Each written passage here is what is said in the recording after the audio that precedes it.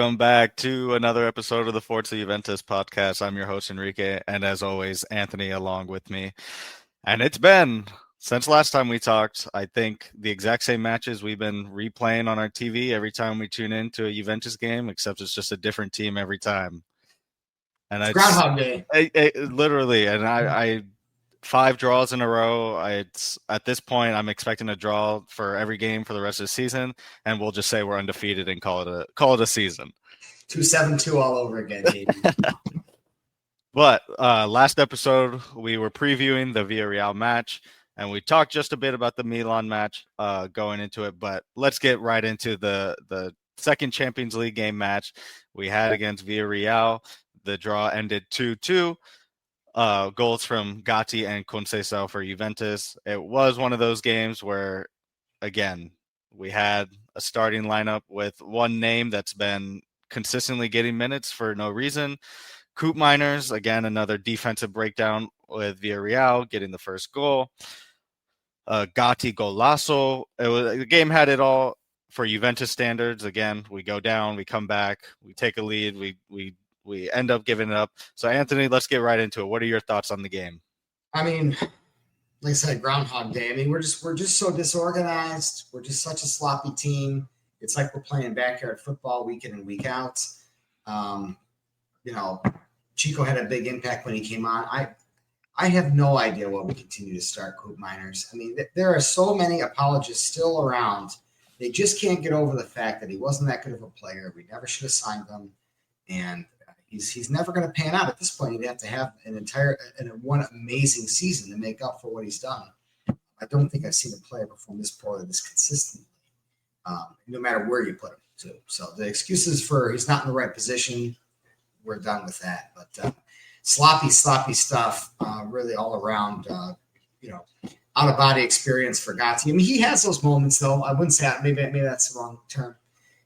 Gatti gets some goals in some big games for us. Chico was an animal. Do you think the added pressure and presence of Zagrova being there is pushing Chico? Because I mean, I would say we did see the sparks during the Club World Cup. That was Chico Conceição at his best. I think he fit in right at the end of the season. Makes sense for a player who had just been there for his first year. They were definitely probably telling him they're going to buy him this summer. And so we've kind of seen this form of Chico there. He's doing his job. He's lifting the team, creating moments of magic. In that Villarreal game was, I think, his first game this season that he really was the difference maker. I mean, it helps already when we're playing 12 against 10 when Coop Miners is not on the pitch. But I think this was the first sub that Tudor's made this early that was the right call. I will say, like, whatever it is, all these draws, the Tudor subs, no matter how late they are, somehow pan out. And so he can take the credit for that, I guess. But this was one of those games where he did make the right call. That Coop Miners had to come off at halftime. There was nothing there that he was doing. It was a huge liability having him out there. And Chico was the game changer for sure. Yeah, great call. Yeah, definitely. I mean, he absolutely. The scary thing about Tudor is that he was doing the same thing Malta was doing last year, with similar results. But he just kept jamming Coop Miners no matter what. And I don't know what this guy does in practice or what he does in the locker room, but he's not doing it on the field on game day to earn this spot. So that was, I mean, it was an obvious sub to everyone. And I don't know if it's Zagrova that's motivating Chico. I think he was playing pretty well for Portugal. He was playing pretty well in the offseason. He's a tricky little winger. There's, they're kind of a dime a dozen these days. And but he's got a little fire in his belly. I like it. I think he struggles against better opponents. As the quality goes up, he just can't overcome it. But against a team like Villarreal, he was really, really good. I'd like to see Zagrova start and Chico come on, but we're getting there, I guess. Definitely. I think the match fitness is still one of those priorities for Zagrova right now, and that's why we didn't see him this past weekend for the Milan game. But barely anything in the Villarreal game. One thing too that was missing from the Villarreal game is Thuram and Bremer were missing. So we had a back line of Gatti in the middle, Lloyd Kelly on the left, and Kalulu on the right. I don't know if that's your worst nightmare, but let's hear That's defense. pretty close. That's pretty close to my worst nightmare. Yeah, yeah. I'm surprised they didn't concede more, to be honest with you, especially, I actually don't think McKennie's that bad. I don't think he's a great player, but he puts in a hard shift. And I don't think Thuram's been playing that well tactically. So I think McKennie makes up for a lot of his positional deficiencies with hustle. And that's okay. I'm good with that. But yeah, I mean, our back line is going to constantly be exposed with the Tudor system, which is no system. It's just run around, chase the ball system. And so our defenders are always going to be screwed. But, I think we saw the recipe for success going forward in the next game. There is a combination that is best. And especially without Bremer, there is a combination that is best. And it certainly wasn't this one. That had to be the three dumbest center backs I've ever seen starting for Juventus at one time. Truly. I was terrified. I don't think you were alone on that, because on Twitter everywhere I was seeing posts like, this is not Juventus. This is a defensive nightmares. And it was like there wasn't much we can do. I think one of the sad things that occurred from the Villarreal game is that Juan Cabal got his first start since ACL injury, and he aggravated another injury that happened. So he's going to be out. He came out in that first half, but he's going to be out probably until sometime in mid-November. So our defensive depth is already thin enough. So having an injury to somebody who is versatile like Cabal is a blow. But we managed without him. I mean, at this point, what injuries haven't we experienced as fans and watching this team? There's always something. So at this point, it's nothing new, just another thing to manage and figure out. But one thing we talked about last episode as well was we wanted to see Jonathan David more. And so we've seen him start in the Villarreal match and the Milan match. Let's just talk about the Villarreal match first. He got his first start in what's been a minute. And so I want to hear your thoughts on that game from Jonathan David. Well, I think as far as strikers go, so everybody that Comolli signed was signed on a good deal. We're not screwed on players like we were last year. Did we sign great players? No. We're not a great team anymore. We're going to be signing B-tier players. And at least, unlike in the Giuntoli year, we're signing those B-tier players at a good and on good deals. Whereas in Giuntoli, we'd pay top dollar for B-tier players, and then they sold us, snake oil and told us how with their YouTube clips and how good they were. So at least we have a realistic, or at least we have decent deals on these guys. We can easily offload David. We can easily, we don't have to accept the Openda deal. Vlahovic's contract is running out. We have three average players right now with different talents that need to either put up or shut up, because they can all be easily offloaded at the end of the season. So we are married to none of them. As far as David goes specifically, I mean, he's the one we should spend the most time on and give him the most time to start. I don't think Vlahovic has earned a starting spot, and he's been good off the bench. So, I mean, we've seen Vlahovic over and over again. The guy's incredibly talented. I feel like if he goes somewhere where he's put under a great coach, he may perform much better than he is right now, because we've seen him at least put in some goals. He's had some seasons where he at least chips in the numbers.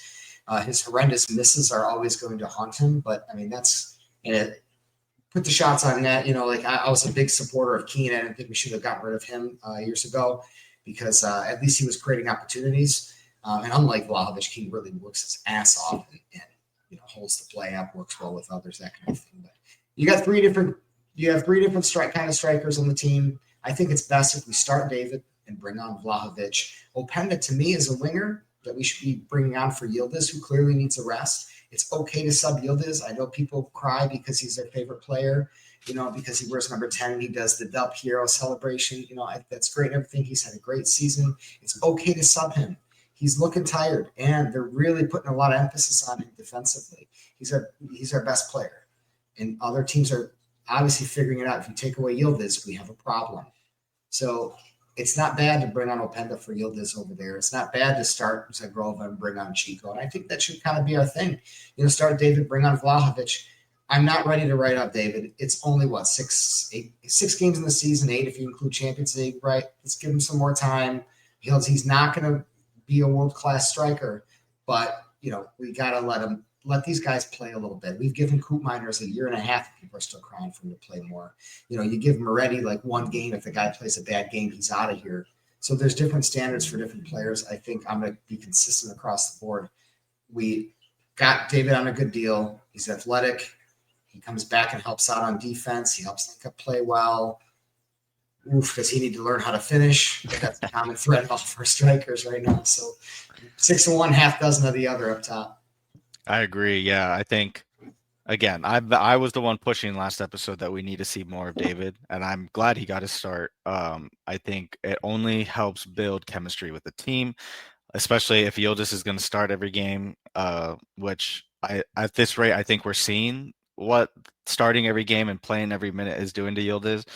Teams, like you said, are figuring it out. Shutting Yildiz down means that the game is killed off for Juve. So at this point, I think it's time to now switch it up and maybe bring Yildiz off the bench. He's 20 years old. He's still learning. He's still growing with this team. If he wants to be the next Del Piero of this team, his idol, wait for those moments. He's already had plenty of moments of brilliance. Like he has everything he needs. Now it's up to the club to take care of him, make sure he wants to stay here, make sure he rests physically and gets ready. I mean, most of these players that we mentioned are going off on the international break with their team there. So he's probably not going to get rest there because Turkey is going to rely on a talent like him as well. So again, 6 games into Serie A, 8 games in the Champions League. There's still plenty of time. Injuries are starting to build up. It's just one of those things where it's managing everybody. So I think not seeing David, in my opinion, what was a bit of an issue just because this guy is supposed to be on this team for the time being. Play him, get him to minutes, grow with the team, understand what it is to be the lead striker of this team. I think he does a lot more or a lot better than Vlahovic in a starting role just because he can link up a little bit better. He's got the movement. He's not complaining or crying about everything. But again, the finishing is an issue, and it's not just him; it's everybody on this team. Is finishing right now is a problem. I think David just being the new player, coming in on a free, making the wages that he does because of the free transfer, he's going to have a bit more eyes on him. I mean, it is kind of unthinkable what the pass that he got from Conceição right in front of the goal of Villarreal and just missing it. That right there would have won the game. And it's, I mean, soccer is a game, or football is a game of what ifs. It's always what if this went in, what if that happened, and at the end of the day, the only what if we have is right in front of us and seeing what the game happened. So unfortunately, it was another draw. Villarreal, props to them. That was a good game. Of course, it had to be former Juve loanee Renato Vega for the equalizer. People were upset that he celebrated on us. What can you do? He was there for 4 months, 5 months. He wasn't a player owned by us. I know he loved this team, but we didn't own him. So I'd say just get over it. It's not a big deal that he celebrated with his team at his home stadium. Yeah, but her Twitter is not my concern. But yeah, I think I'd like to see a win in Champions League just to get us back up. Right now, we're sitting in the 20th place just because we have 2 points to our name. Granted, it's not a loss right now, but it is concerning, and I think we are, as a fan base, concerned that these draws keep piling up. And at the end of the day, every draw has been the same. It's an expectation at this point.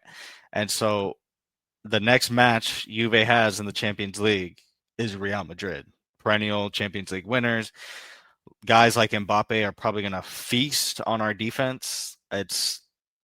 If Bremer's not there, I imagine it's going to be a 4 or 5 goal game just for Madrid. We'll see what happens with our scoring, if anything. But that's a game of concern, especially coming back from the break. But Maybe, but Real Madrid's pretty sloppy defensively too. So it may be just another slop fest. And I'll always say this: as bad as it looks for us, especially tactically, most teams in the world are horrible tactically now. The overall footballing IQ has dropped massively in the past decade. So it's not like there are other teams out there, bar a few, that can really, be tactically sound and shut someone down. There are very few actual world-class players left. So it is a matter of getting the coaching, getting the tactics simple enough so that the players can understand it.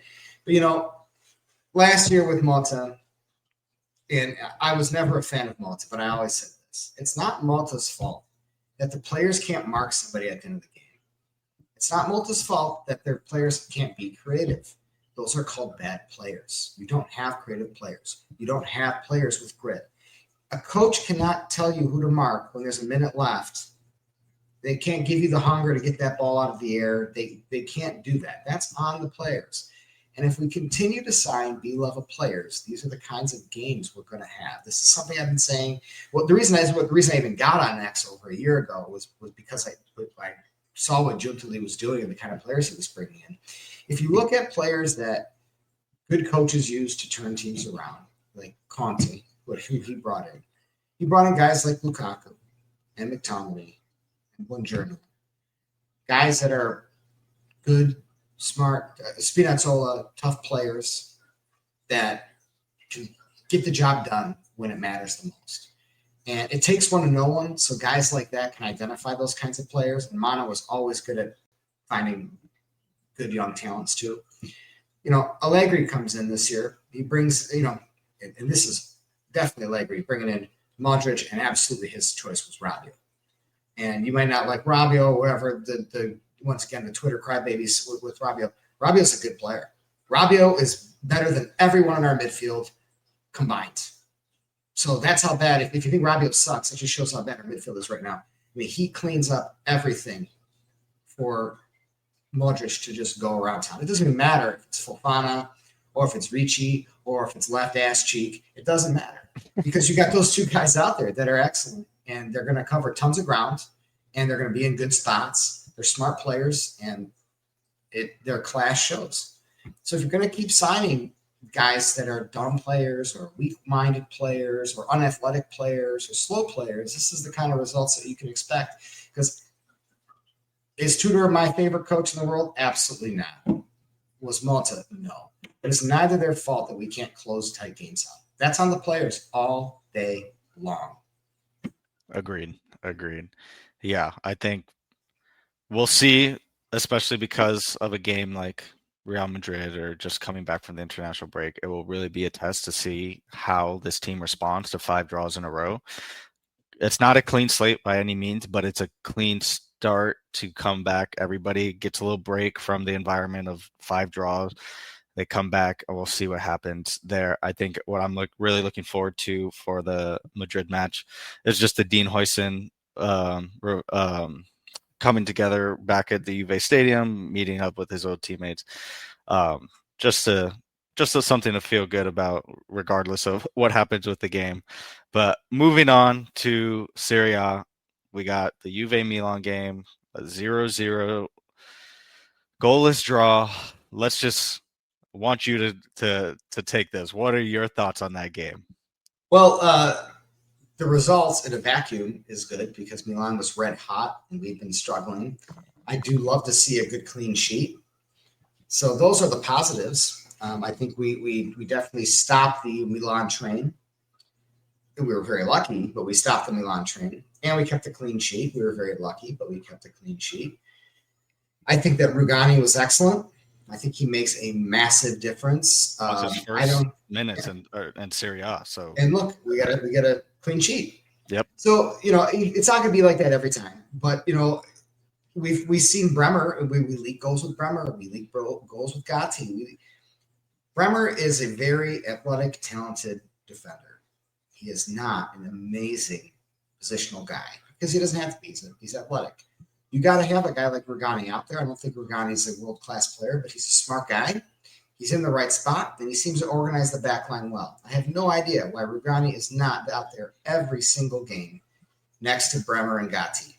That's exactly what it should be. That was our defensive backfield when we had Allegri. We were his last season. We were challenging for the Scudetto. Yes, we had a much better midfield in front of them, but they did really well. They were one of the best defenses in the league back then. So I think that going forward is where it needs to be. I think Rugani needs to be a staple. I think Gatti is, sorry guys, I don't think he's a world-class player, but he's better than Kelly. He's better than Kalulu. So, it's got to be Rugani, Bremer, and then Gatti would be my third choice. And if we really need to play the left-footed game, we can throw Kelly out there, but he's such a horrible defender. It's frightening. But, no, I thought McKennie played well in that game. He put it – dude, I like Thuram. I wanted him here. He's one of the very few Jubilee signings I totally agreed with. Young kid, big guy, Thuram. That all makes sense. Yeah, offers nothing defensively. He may even be getting worse at it because he doesn't have a damn good any good coaching. McKennie, at least he covers the ground, man. He's getting back, helping out the defense. He played a good game. So I'll start there. What do you think, man? I thought at the end of the day, it was a game of missed chances on both sides. It was a Jonathan David slip, and I think that is one of those. Unfortunately, he won't live down for a while. I'm just glad he got another start, another chance. If anything, it just, again, like I mentioned earlier, build some chemistry with the team. We saw McKennie in the box too get fed a few times, and loose touches all around. Pulisic skied a penalty. Leao scuffed his chances when he got it. We saw Santi Jimenez as well slip. And I think before we started this pod, you and I were talking about, like, I don't know what it is with the pitches this year, but slips left and right everywhere. And it's just, I don't know if it's something with the cleats, if it's the grass. I don't know what's going on, but the slipping issue has like tripled since last season. That just at least from what I've noticed. But yeah, I thought it was a chess match at the end of the day. It was just who's going to strike first. And I did think if there was a goal in the game, we weren't going to see another one. So it was either a goalless draw or a 1-0 game. Juve very, very lucky to escape that. That penalty given was embarrassing from Kelly. I don't know what he was thinking doing that. Just grabbing a guy and bringing him down in the box and then acting like he didn't do anything. Like, come on, dude. Clumsy. It's clumsy. It's stupid. Yeah. It's clumsy. I'm all for a little bit of contact. I think the rules are way too strict nowadays. That was just gumpy, dumb. You don't do that. That's It was dumb mistake. He's had a few of those this season. We'll say the Dortmund penalty was soft, very soft. But again, he's giving away penalties, dumb decisions. You don't fall on your chest with your hands up, whatever. But it was a good game. If anything, it was just one of those where I appreciated somebody like Luka Modric, 40 years old, and still bossing the midfield, doing everything. He was miles better than anything we produced in the midfield. And one of those where I just respect the player. When he was at Madrid, all I could say was that I didn't like Madrid, but I respected Modric, but didn't want to give Madrid their props. But now that he's on Milan, I'll just say I hate Milan, but I love Modric, love seeing him play. It's just one of those guys where you just have to put your hands up and give him his props and respect. Absolutely. It's a pleasure to watch, man. It's an actual class player on the field, a true world-class player. And like I said earlier, there's very few left. And I like that he's next to Rabiot because Rabiot does all the dirty work. They have a real good combo there. I'm very jealous of it. And the young Italian Bartasaki looked pretty decent. He's coming up. And Gabbia finally has a good manager, so he's been looking like a real solid center back just for Italy's sake. I'm very nationalistic when it comes to Italian players. Everyone knows that by now. So that was nice to see. It was also nice to see Pulisic shank it. I think my little text group kept saying Miracle over and over again. But we were very lucky because he's a hell of a player. Pulisic, he does play hard. And Leao just probably should have done better on that as well. I mean, we're lucky to get the draw, but we did, and that's a good thing because Milan was red hot. And I think most people probably predicted we would lose that game. So Yeah, we are holding on to that stuff. I think another thing I noticed from at least the attack in the game was that Yildiz was shut down. He Yeah. he couldn't do anything, and of course Allegri knows him. He's the reason Yildiz even has a spotlight now. So Allegri masterfully coached that tactically wise, shut him down. So it was through Conceição where all the offense was. And to be honest, I didn't have an issue with Conceição. I think the dumbest thing about his game is he doesn't know when to pass, and he almost gave away an early goal for that Santi Jimenez. Luckily, he slipped, or I believe it was Pulisic, one of the two. But yeah, Conceição, my biggest pet peeve of his is that his passing game is horrendous. Makes stupid decisions. Gives the ball away. He's magical when the ball's at his feet, but when it's time to give it up, he just doesn't know what to do. I think another tactical failure from Tudor was having Kalulu on the right. I think he plays Kalulu as right wing back because defensively he's better than the other options we have, and it makes up for the shortcomings of the defense that we already had going into this game. But especially for Milan, who is starting such a young center back, or a young wing back in Bartasagi, it was a game meant to attack him. The way that Yildiz was getting shot down, Bartasagi needed to be overloaded with attacking talent because he's young. He's gonna learn, but that was a game where Tudor needed to play Joao Mario on the right with Yildiz, especially because they come from the same former club. They know each other. Joao Mario is much better at going at attack. He can at least cut into the middle and find the outlet. It was just a missed opportunity from the right side. But like we mentioned earlier, Yildiz is going to get shut down as more coaches tactically ice him out in a game. He's going to get shut down. So now Tudor should see that. It's been a few games now where we've seen a quiet Yildiz. It's up to Tudor to now find different outlets. And if it's just going to go from give the ball to Yildiz and see what happens to give the ball to Chico and figure it out, that's not going to work because then now a coach is going to be like, well, now just cut both of those guys out and leave it up to the midfield to do nothing.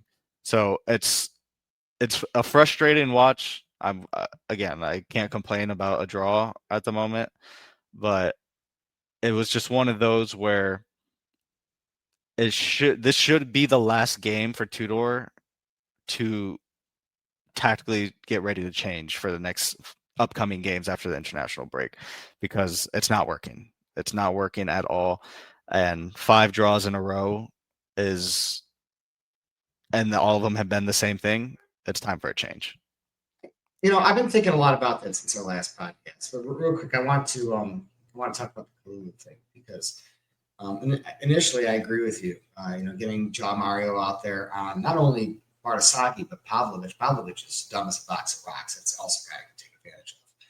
But you have Pulisic over there, and Pavlovic overlaps quite a bit. So in the end, we got a draw out of it. Maybe if we have Joe Mario on there, we score. Maybe we don't. Maybe he makes that big of a difference. Maybe he doesn't. In the end, I'd rather draw 0-0 than lose 1-0. So maybe that wasn't the worst call in the world. As far as our shape, and I think that's what you're talking about, right? Our tactical shape. Yeah. I don't see what else we can really do. And I know we were thinking about like 4-3-2-1 or something like that, or a 4-3-3 basically. So, very similar, 4-1-4-1. Yeah, okay. But then what's our central midfield look like? Who's our other center? What's our center defensive like? Who's our other center back? I honestly just don't think we have very good players. And it doesn't matter if you're running a 2-7-2 or a 1-9-1. It's the same story in a different formation. I mean, these are very common formations. The Mota system, I mean, he can write all the theses he wants, but he's not doing anything special. It was just the modern fad that everyone was doing. There's plenty of teams that are running a 3-4-2-1 right now, and it's working for them at least as well or better than ours. I mean, we're almost making it work. They're tied for first in the league or up there. Atalanta, even freaking Juric is making it work there, and they sold all their best players last year. So it is working for them. We just don't have players that are athletic enough to cover any ground. And it really is our central midfield. Like I like Turan. Locatelli's a good soldier. McKennie tries really hard. None of them are any damn good. They're average players. Sorry. Um, and you got to be in front of a poor defense. I don't know if you change the shape, if it's going to actually help anything. It's going to be the same guys doing the same thing, making the same mistakes, giving up the same clutch goals, playing the same sloppy games. I mean, when we were winning, we were at the beginning of the season last year with Malta, we were winning that. What was the big game we played? It was that big championship game? The Leipzig game. Yeah, the Leipzig game. Everyone was freaking out and so excited about that. I was one of the guys on X, like, guys, it's just bad goals we gave up. Sloppy game. We were very lucky, that it was a Vlahovic had a great game that time. But Fagioli had a good game. I mean, it got very sloppy when it broke down. Shit happens. That's not how you win trophies playing like that. That's how you have fun games. And it's the same team, the same guys doing the same stuff. So I don't know if the shape's going to really help all that much. Truly, I think we need, and I've been saying this for a long time, we needed a complete roster overhaul. We needed to do it when Junsley came in. We needed to commit to some of the young guys we had. We actually were in a good spot before he got here for having experienced guys that had some class, that had some experience and success. And we had some really good young talent in the system and some decent journeyman workhorses. We just needed to add a couple pieces. When we destroyed that whole team, we created a massive problem that's going to take a lot of time to restore. We are right now in a season where there's low expectations because there should be, because we had to repair from all the damage that was done last year. We know Tudor's not the coach. He was a total, totally settled for the guy. And we knew the kind of system he played. We kind of got players that kind of wedged in and fill in here or there. We threw a bunch of attackers at him because that's what we got good market opportunities on. It's, fans are looking at it from the standpoint of we want to win. We want to build a dynasty. And John Elkins looked at this team like, well, I just want to make my shareholders happy and make some money. Are we good enough to get top 4 next year and create some hype to sell some jerseys? And that's truly it. And, you can shift these players anywhere around the field. It's not going to matter that much. I mean, unless you get a guy like Conte or, Allegri, which we didn't want Conte, we fired Allegri. There's really not a better option out there for coach right now. I mean, I don't think Mancini's the answer, and I don't think, Zidane's never coming here. And what did he do? He coached the greatest team of all time. Okay. Whoa. We just need to get through the season, try to get fourth, and, hope these players can pull their head out of their ass just enough to get in that Champions League spot. And if not, I really actually don't think it's that bad of a thing.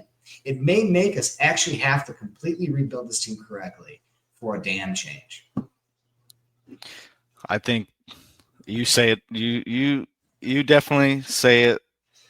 What the fans need to hear, and I think I don't think I'm in on the no Champions League just because it's just one of those competitions I always want to see my team in. But I do think needs to be a squad overhaul. It's just we see it. We've seen it this season. We've seen it last season. It's just not working. The players we have aren't working. Yeah, we got rid of Nico Gonzalez, Douglas Luiz, and some other scraps to try and remedy some situations and bring in guys who are potentially going to make a difference. I think what we lacked last season in attack is now we have an abundance in, but now we have a lack in defense, which is what we need more players in, what we need at least a class to world-class center back to pair with Bremer. We're not going to be able to get that at least until January, and I doubt we'll see any big January spending because that's just not who we are anymore. Our last huge January purchase was the 90 million for Vlahovic. We won't see that again. So I think you're right. We just kind of see how the season plays out. If a trophy is won, a trophy is won, but Tudor's not going to be the guy to lead us to anything really. He's here to steady the ship in a sense, whatever, but we'll see what happens. But I kind of want to transition to the international break. Our players got some time off. They'll take a couple weeks before they go back to the club. Juve, as it stands right now, is fifth in Serie A, leveled on points with Inter, and above them Milan, Roma, and Napoli. Roma and Napoli tied for first. So again, we're early into the season, literally playing only 6 games so far. There's 32 more in Serie A and however many games left in Champions League, if we even see the knockouts, and then Coppa Italia and Super Coppa. It's going to be a busy season, and it's too early really to say what needs to change other than defense needs to steady up. Midfield isn't working out. But what would you like to see during the when we come back from the international break? The changes, system, any of that? What are you hoping to see? I want to see a rotation at goalie. I think that when Di Gregorio, I think he gets complacent, and we need to have a rotation at goalie. And there's a valid reason to have a rotation at goalie because Perrin's a good keeper. I want to see Rugani in every single defensive lineup. And I don't think Kelly should ever step foot on the field again. I think it should be Rugani, Bremer, Gatti. Figure out how you want to place them. It's not that difficult. It's not that hard to, play in any of those 3 spots. You play 3 center backs because there's no good. They're not good enough to play in a 2-man. That's fine. Put all 3 of them out there, and it's got to be Rugani, Bremer, Gatti. Rugani must be on the field. Your midfield, you have to have Locatelli. You have to have him every time. And you can have 2 midfielders, and I think it worked a little bit better with McKennie than it did with Thuram, just because McKennie moves a lot more. Thuram needs to figure out how to play defense. He really does. Hopefully, when he's with France, with Deschamps, he's still coaching France. Deschamps. Yep. He's a good coach. Hopefully he'll learn something from his international break on how to actually be positional when he's, hanging out with guys like Rabiot and Kone, good players. Kone covers a ton of ground, man. That's an excellent central midfielder right there. Hopefully he learns something on his international break. Hopefully that, we get Zagrova as a starter. I think Yildiz Zagrova David is what I want to see as our starting attack, or starting trident. Bring on Vlahovic as a sub. Bring on Chico late in the game with 30 minutes left to get a change of pace. That seems to be his best, anyways. Throw Openda on for Yildiz late in the game. We can't just burn Yildiz down to the ground. And he's fine. He's a young kid. He should be able to handle it. But when teams like you said are taking him out of the game, like Allegri, you knew damn well Yildiz wasn't going to do shit against Allegri. That was not happening. That was, mix it up, move him around. And I'd like to see Cambiaso. I like when they actually move him side to side. I think he gets a little bit better when they mix it up for him. Maybe he has ADD and just can't focus on the game on one side. So maybe we'll keep doing that for him just to get the most out of him. But those are the things I'd like to see. But the main underlying thing is what I've been saying since day one. I want to see them getting the ball first. I want to see them fighting hard. I want to see them, busting their ass, not just in attack or not just in some slop fest, but actually, covering up Renato Vega at the end of the game. Actually not letting, Nikotadze run right through your midfield. I want to see us work hard, tactically and especially in clutch moments to get through some of these tight games. And that's what really makes the difference in these, from turning draws into wins. Definitely. I think you nailed it there. I don't want to see Coop Miner starting anytime soon, especially when we come back. He got a late call up due to an injury in the Netherlands team, so he got a call up. Who knows? Maybe Coleman will knock some sense into him. Who knows? But I think there needs to be my biggest worry right now is that there's been too many changes up front.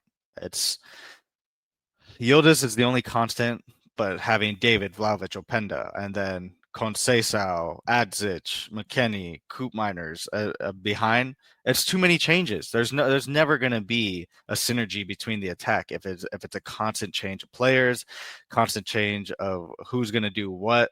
We've seen Openda play striker, behind the striker, and a wing back position. It's one, we brought in a player who's on loan, and if he plays the percent of matches, we have to buy him. So if we want somebody to score some goals, we can't have a striker or a guy who can play behind striker playing as wing back. If we just want him for his pace, get somebody who can play wing back and be pacey. We brought in Openda to score goals, to be able to run in behind defense and break them down. So I think there just needs to be a consistency in attack, because that's what's been our biggest fall. If Vlahovic isn't coming off the bench and scoring some goals, or if Yildiz isn't creating any magic, or Conceição isn't having the burst of speed at the end of a game, it's why can't we just score a goal in the first 10, 15 minutes? That's how it should be. Our attack shouldn't be subbing on and hoping for the best. We need to have the starting lineup be people who are reliable and could do the job. But if Yildiz is taken out, I don't want there to be a sub that has to come in and change the game. I want there to be an option alongside Yildiz to be like, oh, make the other team worry about Conceição, Zagrova, Vlahovic, Openda. Make them worry about them, so Yildiz can have space, can do something. So it's not just a reliance on one person to do it all. I think for the midfield, that's going to be it for the season. We're again, if we're not going to get somebody in the defense in January, we're sure as hell not going to get anybody in midfield for the January. So it's figuring out who is going to be the best starter. Like you said, Locatelli has to play. He's been one of the best midfielders in Serie A, just stats wise. But I personally prefer Thuram. I again, as you know, Thuram is one of my favorite players on the teams. I think he offers a lot going forward. Defensively, he has a lot of work to do, which is fine. I think McKennie is a perfect super sub for the burst of energy that he brings. He can play in any position. And that's somebody that is good, at least momentum wise, to have. He has the energy. Him, Conceição off the bench, bursts of energy right there that can attack a tired team at the end of the game. But I think Thuram and Locatelli bring a more steadiness to the team than the other players. I think we have to see a better Cambiasso. We have to see, honestly, João Mario preseason looked great. What we've seen so far this season hasn't been anything really to write home about. But I think we need to see a bit more of him. Just again, it's one of those things. We bring in a player, let's give him some chemistry, give him some time to learn the team. A guy's not going to come off the bench once every 3 weeks and then figure it all out. It takes time. So I'd like to see a bit more João Mario. I think Kalulu, as much as he is great on defense in that wingback position, and great is used lightly there, but his crossing is not great. What he brings on offense isn't great. He can have a little burst of speed here and there, but he's not going to create something really. It's give it to whoever's in front of him and hope for the best. So I think with João Mario, adds a layer to the attack from the wingback position. So I want to see more of that as well. I do think you nailed it with the goalkeeping position. I think Di Gregorio has been a little complacent, and I think last season when it was the back and forth between him and Perrin, we saw both keepers just elevated their game a bit more because there was competition for the spot. I thought Perrin during the Villarreal match made a blunder. I think that he could have done a bit more for the header, but he hasn't been playing either. Granted, he's a keeper. They're kind of always ready to go on whenever, but I think having more competition in the goalkeeper only adds to the level of the player there. And I think defensively, you and I both know there's not much to fix there. Well, you made a really good point about Yildiz giving an opposing team something else to think about other than Yildiz. The only player that's done that so far was Echo. And when he had that one, was that the Villarreal game when he came on and had significant time? The Dortmund game was, yeah. Right. Yeah. He had the ball the majority of the time. The play went through him. He was the alpha on the field at that point. We really need him to get in whatever shape I don't even know if I believe that, to be honest with you. I think that, it's just this Coop Miners obsession. Zagrova needs to be playing with Yildiz. He's the one guy that has a unique skill set that none of our other guys have. He has the potential to be a really classy player. And he's alpha. He wants the ball. He's going to do something decent with it. We really, really need that on the other side of Yildiz. That would definitely, like you said, let Yildiz not be a 20-year-old that has to do everything for a team like Juventus. Agreed. Yeah, I think the match fitness thing, again, it's just one of those in the rumors. Who knows what's really going on with Zagrova? He was called up for his national team, Kosovo. Um, so if the coaches there are seeing that he can play, and I'm sure he will play for them, it's time to put him at least in starting position. And if he's not ready for full minutes, I don't care. He can play 45 minutes, maybe 60 minutes, and take him off. He doesn't have to play all 90. So for if we have guys like Zagrova and Yildiz, both who can make magic out of nothing, starting a game, that's going to completely confuse a team. They don't know who to deal with. Are you going to double team Yildiz? Oh, wait, then there leaves an open Zagrova who can make something. So it's just one of those where we need to see Zagrova start. I think that's the one thing I'm expecting when the international break is over, is Zagrova get his debut start for the team. And honestly, like I don't want to put like the expectation of Zagrova, because it is a lot for this team right now for anybody to kind of carry. But I think Zagrova has the ability to take this team up a level in the attacking phase. So I'm very curious to see that. And I think a lot of the fans are kind of anxious to see what he brings, at least from the start, because we know what he brings off the bench. It's the skill, the confidence that he plays with is there, and we see it. So we just need to see it from the start. That's exactly the confidence is the right word, and I don't think a lot of these guys have it naturally. He's one of the few, and we need to get him out there. And then if he is the guy that's out there, I don't mind Kalulu over there, because Zagrova is lazy in defense, and that's probably why Tudor's not playing him. And I'm of the old school where I say you can have a player or two that doesn't not this whole pep obsession where everyone's got to play. It's okay to have a couple guys that are lazy, as long as when they get the ball, they do what they're best at.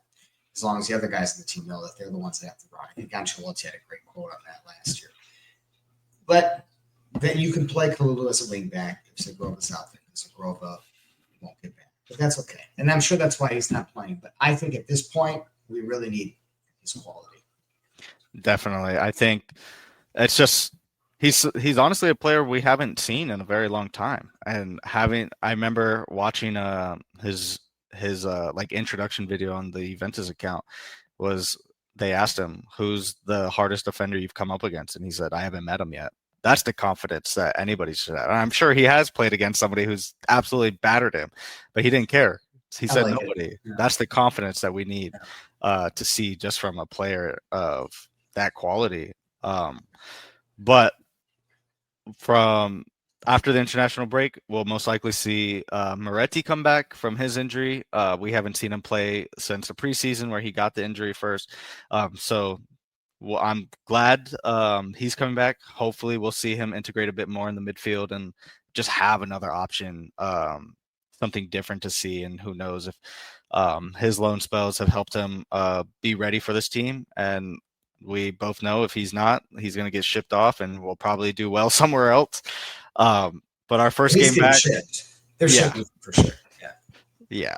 I'd rather him stay with us and not go to a direct rival, though. So we'll see. But our first game back is against Como, who have been really, really good. Nico Paz is their Yildiz, so he's doing the magic on that team. That'll be an exciting game for sure. And then the Champions League returns back to, like we mentioned earlier, the Real Madrid match. So a couple interesting matchups when we're back from the international break. Como's a team we can beat, though, because Como is not going to lock it down.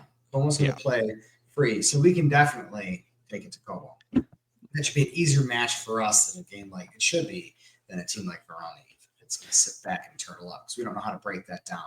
Como's going to give us the opportunity to play, and if it does break down into street ball, we'll be there for it. Yeah, I'm just, as long as I don't see another draw, man, I don't know if I can take it anymore. Be like 2-2 or 3-3 against Como. We'll see. But That's been this episode of Forza Juventus. We'll see you after the international break and after a couple of games are played, but looking forward to that. And we'll see you on the next episode. Thanks for tuning in.